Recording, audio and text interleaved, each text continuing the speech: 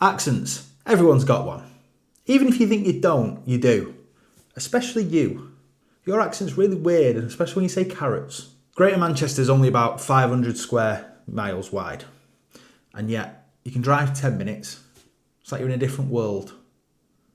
1 minute you're in Trafford, then you're in Stockport. It sounds like you've changed channels. So today, let's talk about how your accent changes at the border and what that says about class, identity, geography and history. And why your mate from Bolton swears he doesn't sound like your mate from Bury, even though they sound like cousins arguing at a christening. So first, let's clear this up. There is no such thing as a Manchester accent, as a single Manchester accent. People outside the region seem to lump it all together, but anyone from round here knows that's not true. Someone from Oldham sounds completely different to someone from Stockport, and someone from Altrincham sounds like they've just put their house on Rightmove for 1.2 million. They've got a sourdough starter and they're on the lake to hot yoga, whatever that is. You've got a bit of Scouse influence in the west, Yorkshire influence in the east, a bit of Lancashire up top, and a bit of Cheshire down south. The only thing that ties it all together is short vowels and swearing mid-sentence, which isn't technically swearing. So why do accents change so quickly? Well, it comes down to history. Greater Manchester as a concept is a 1970s idea, like the Sony Walkman. The songs have always been there, we just created a new way to play them. Like the towns have always been there, we found a new way to group them. Bolton and Wigan were Lancashire mill towns. Oldham was Cotton Central. Rochdale had its own internal radical politics, and Stockport made hats. Literally, they made hats. I mean, they were good hats. There were thousands of them, but they made hats. Adding a bit of coal mining, Irish migration, industrial isolation, and you've got hyper-local dialects. Even bus and tram lines mattered. If your bus only went to the next town, that's where your accent stopped. And let's not forget pride. Manc pride is a full-time job. People double down on how they sound, they even exaggerate it, just to make sure you know they're not from the wrong side of the 60. So let's break it down borough by borough. We'll start with Bolton. Bolton's heavy Lancashire, flat vowels, has slightly melodic rhythm that somehow makes everything sound friendly and a threat. Bury. It's a little softer than Bolton, but still broad. You'll hear more stretched vowels. Oldham, stroke Rochdale. The accent here can be very sharp. It leans closer to Yorkshire than people like to admit, but it's got serious grit. Wigan's easily one of the most recognisable. Thee and thou still get used in some parts, and they're very proud of sounding like they're not from Manchester. Salford's closer to that Manc accent, but it's a bit harder, a bit abrupt, a bit more clipped. Sentences are shorter, and swearing becomes punctuation. Trafford, like everything with Trafford, it completely depends on what part. If you're from Altrincham, you sound a bit more Cheshire, a bit more elongated.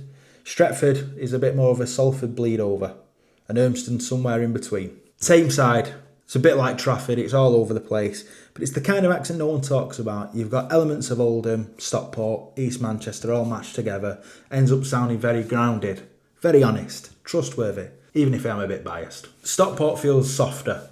It's a bit more southern area. You're nudging a bit into Cheshire. Some parts sound quite neutral, and others sound like they've watched Coronation Street and taken notes. And then you've got the Manchester borough, not the centre, the whole borough. South, you've got that mix of Bernie Jess, Gallagher brothers, sort of what someone from London would do with a bad Manc accent. Mixed with the hipster influences over in Charlton. But north of the city centre, you've got places like Moston and Clayton that sound very different, like H. And then the city centre, which is now its own beast. The mix of uni students and gentrification, it's not very representative of the boroughs at all. Unless you are walking down Market Street and there's a geezer trying to sell you a demo disc. That's very, very Manc. Accents aren't just about where you're from, they're about class. Lots of kids around here grew up with two accents, one at home and one for job interviews.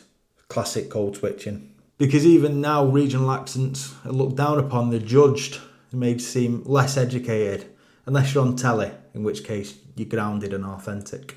That's why you'll hear people say, oh, he's from Rochdale, but he doesn't sound like it, like it's a compliment. Or someone from Wigan saying, I can tone it down if I need to. So now the big question, are they dying out? Well, not really. They're just bleeding.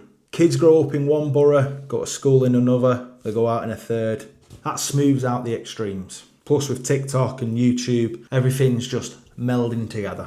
But pride's still there. People know where they've come from, how they sound, and they will defend it. And if someone does do that bad Manc accent, they'll get called out quicker than you say, kid.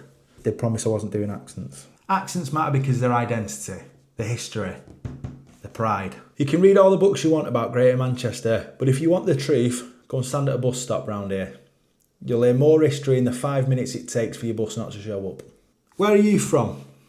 Drop us a comment and let us know if you kept your accent or is it diluted over the years and only really comes out at family dues with a pint. And if you've enjoyed this video, subscribe to Greater Manchester. We've got more deep dives coming like this.